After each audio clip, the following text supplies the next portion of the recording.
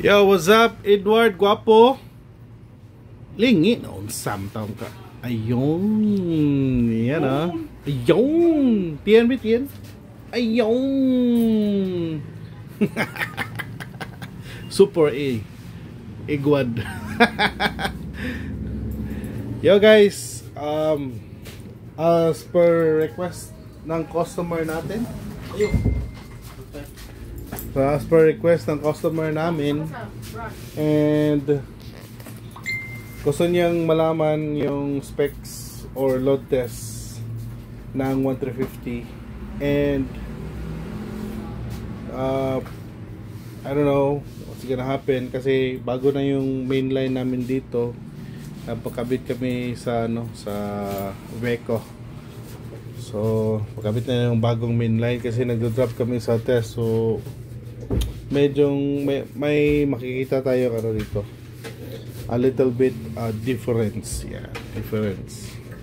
So yan, set natin yung supply nasa 220 as per primary winding ng mga China amps, mga ganitong klaseng amp. So meron silang option dito 220 at saka 240. So as per stock 220 naka-load mga yan. So yung test natin na unit is etong 1350 na bagong amplifier ni Kiki Audio. Ayan. So dimension wise same lang, circuitry same lang. So 1.6 sa mga ganitong design. Meron siyang 2 steps switching, tapos ano ba yung standard na makikita nyo sa isang amplifier na mga ganitong klase. Okay, so turning on. Ayun, may signal, may muting.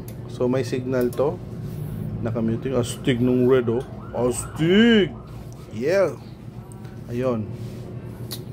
Now off natin to. Okay, now we have a 90 plus.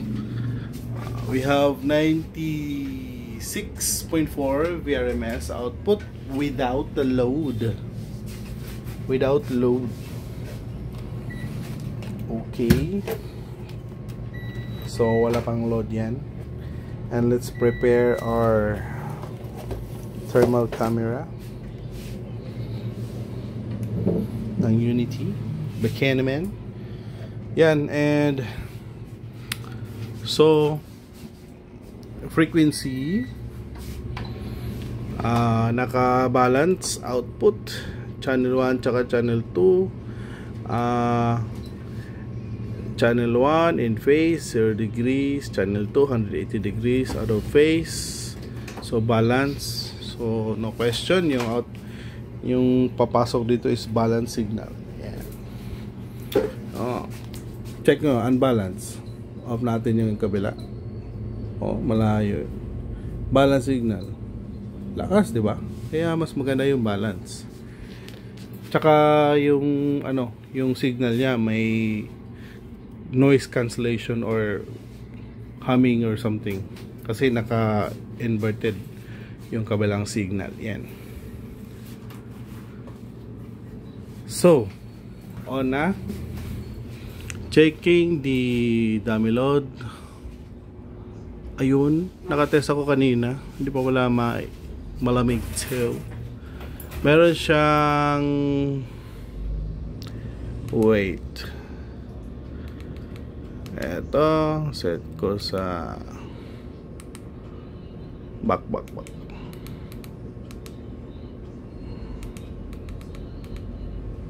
Ano to?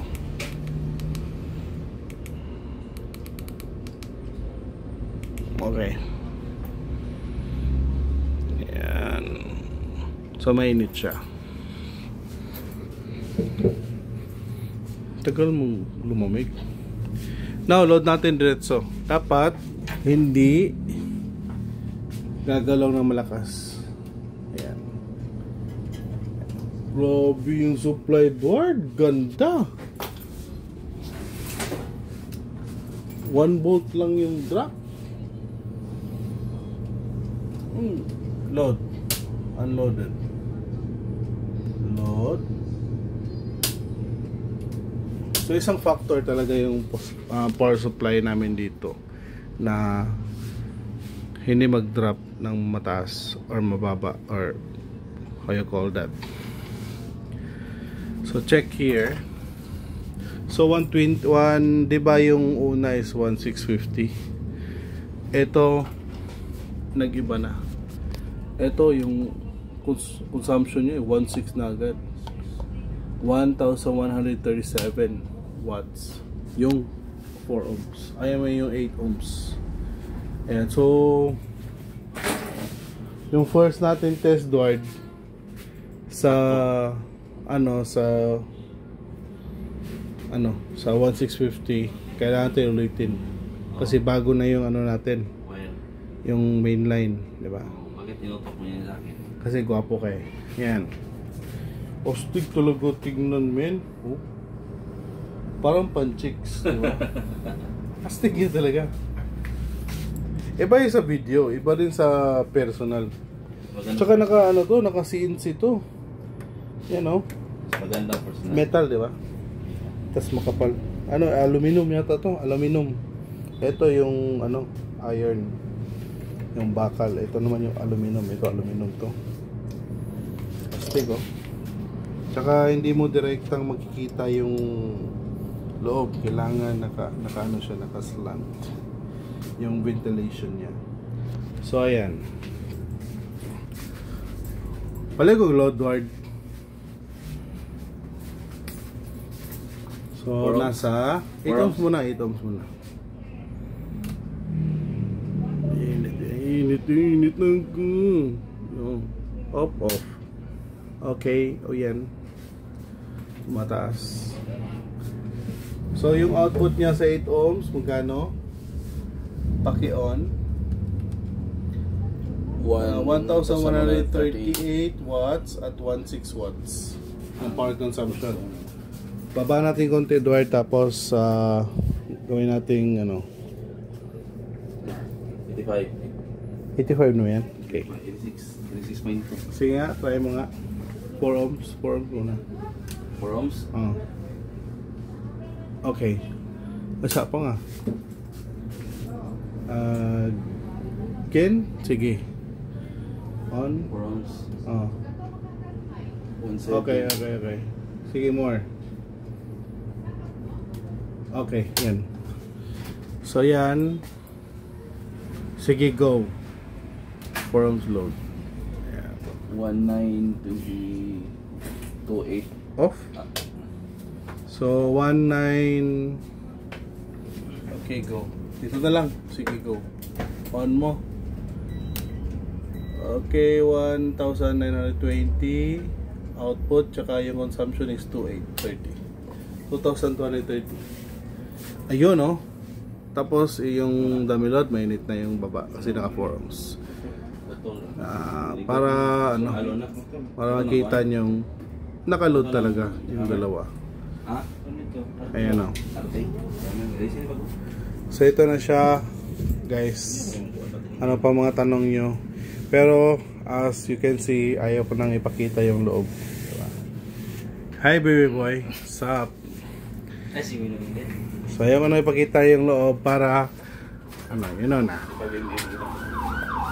Okay, so that's it. Yung supply niya, you can trace it back based on wattage at yung VRMS.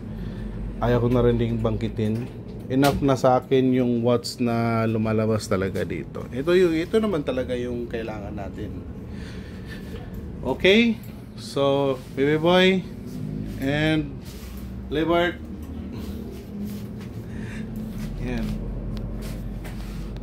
So that's it for our video sa 1150 na amplifier ng bago ni Kiki. Yan, bago yan.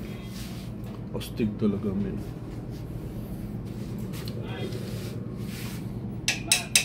Metal choy. Metal man. Okay. And babush. Kiki.